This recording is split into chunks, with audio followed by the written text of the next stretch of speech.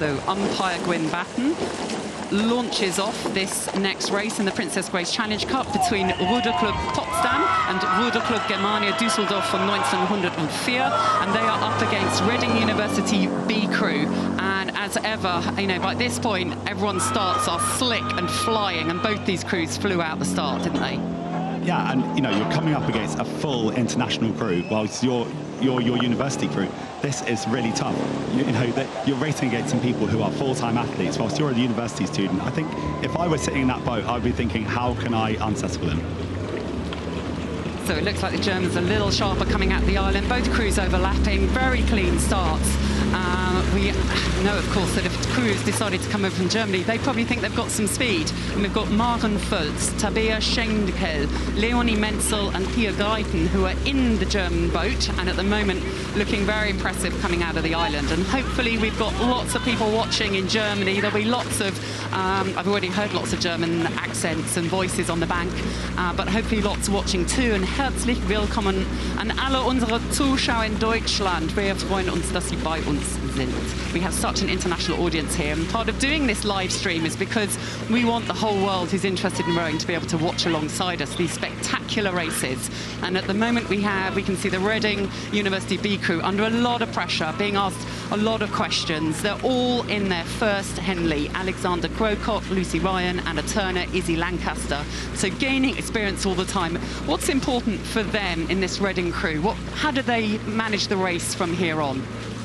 I think the thing is, you have to, no matter what, you have to stick to your race plan. But what you'll sometimes see when you're down in the early stages is you might bring on the calls you might have had later in the race, thinking, you know, can we do something to stay on terms?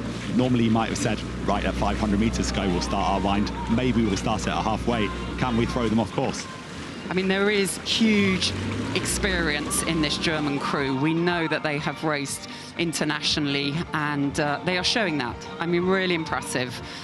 Beautiful that they kind of have put this crew together and wanted to race this event and keep challenging the standards of this event as we go. So that beautiful shot from behind can just show the class of the German crew, the speed with which their oars enter the water. And that's what often German crews are kind of catch oriented. So the catch is when the blades enter the water, and they have a style often being a little bit upright and super quick at getting the work on getting the work as immediately that the blade's in the water.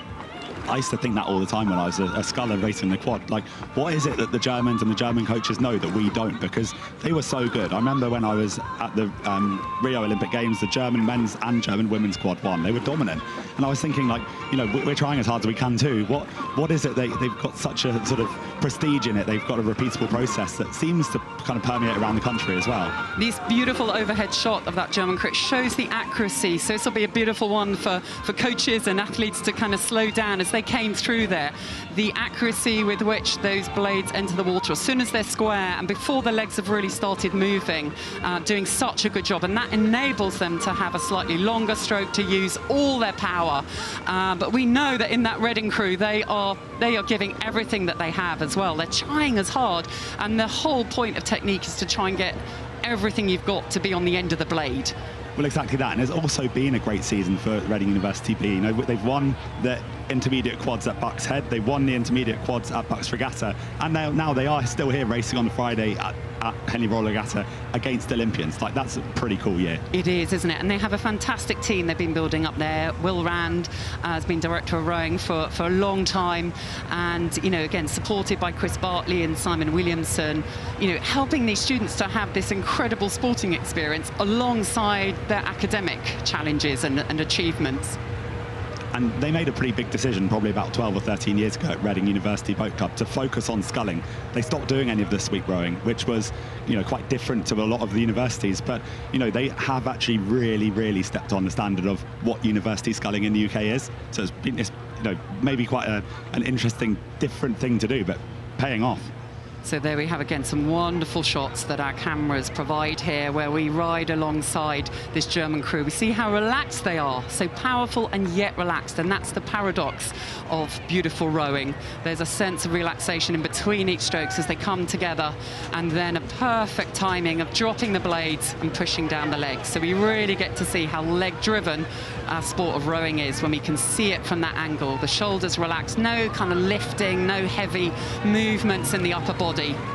Exactly that. It's like those shoulders are completely still. It's as though their arms are bits of string, and that's something the coaches would often say is, you know, to a non-rower you might look at it and think it's an arm sport. It's really not. The arms, if we try and use our arms, we just slow ourselves down, and they're exhibiting a pretty perfect technique. A lovely shot here of the Reading crew, and you know, Reading University Boat Club, they have a philosophy that is centred on togetherness, open communication, and a shared passion for success and enjoyment in rowing. And I like to think that sits behind Henley Royal Regatta as well, this sense that this is more than a set of rowing races, it's a community. And you know, all the reunions on the bank that are going on are testament to that, a sense that there's a passion that everyone shares, whether they're a parent, a competitor, you know, somebody coming back who raced years ago. So beautiful philosophy that is sitting behind that programme at Reading University. And there's an absolute, a higher level of technique now that these girls and the German crew have been able to develop with their experience, with their international experience that they bring to this boat. It's really nice to hear that about how much fun they're trying to have and prioritise having fun at Reading University Boat Club. Of course, everyone wants to win.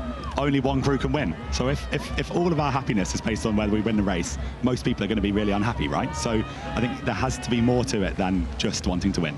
I think that's the transition that sport has gone through, hasn't it? Understanding that actually performance and thriving are inherently interlinked, and over the long term, if you want to get the most out of yourself, you need to be flourishing in what you do, and that's what we love to see more and more universities and clubs and national teams thinking much more carefully about what they stand for, what their values are, what's important to them, alongside the pursuit of excellence and exploring what's possibility. And what you can see here, though, in the German crew is the boat is just running so flat. Like one of the things that we'd always think about when we were rowing was, can we stop the boat from stopping at the catch? Can we just make sure that every time when we put our oars in the water, the boat doesn't slow down? And they're doing a really nice job of that. They are, yeah, like tapping the wheel around. Can you make sure you don't stop it before you tap? Getting that momentum, that's what happens, isn't it, at the catch of the stroke. And this is a beautiful masterclass here. Wonderful levels of parallel shoulders, parallel elbows, parallel hands, parallel oars as they majestically row and glide, you know, hiding their power with such smoothness. Brilliant performance from the Ruderclub Potsdam crew and Ruderclub Germania Düsseldorf von 1904.